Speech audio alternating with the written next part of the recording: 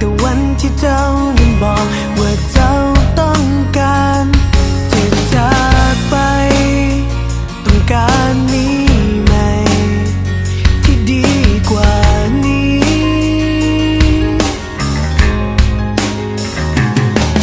ได้แต่มองภาพเจ้านั้นเดินจากไปจนล้านตาบ่อยเห็นน้ำตาจะหยาดที่มันจะลิ้นไหลแม้ในใจลึกๆมันจะเจ็บใจลึกๆมันจะปวดความรู้สึกลึกๆนั้นมันอยากจะนั่งลงคุกเข่าอ้อนวอนให้เจ้านั้นอย่าไปเท่านี้เพียงจะบอกแต่ต้องเก็บไว้มันบอกหูจะห้ามยังไงจะบอกยังไงเมื่อเจ้าหมดใจ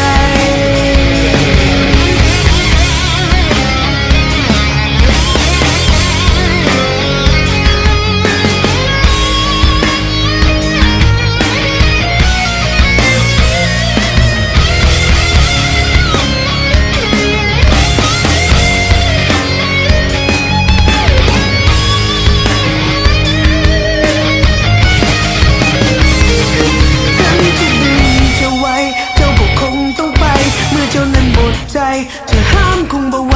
ถึงจะบีบน้ำตาหรือจะกอดขาไว้ถึงจะอ้อนวอนไปเท่าใดเจ้าคงบ่ใส่ใจก็ได้แต่มองภาพเจ้านั้นเดินจากไปจนล้านตาบ่อยเห็นน้ำตาจะหยาดที่มันจะลิ้นไหลแม้ในใจลึกๆมันจะเจ็บ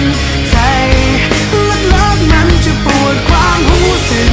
ลึกๆนั้นมันอยากจะนั่งลงคุกเข่าอ้อนวอนให้เจ้านั้นอย่าไปเท่านี้เพียงจะบอกแต่ต้องเก็บไว้มันบอกหูจะห้ามยังไงจะบอกยังไงเมื่อเจ้าหมดใจแม้ในใจลึกๆมันจะเจ็บใจลึกๆมันจะปวดความรู้สึกลึกๆนั้นมันอยากจะนั่งลงคุกเข่าอ้อนวอนให้เจ้านั้นอย่าไปเท่านี้เพียงจะบอกแต่ต้องเก็บไว้มันบอกหูจะห้ามยังไงจะบอกยังไงเมื่อเจ้าหมดใจ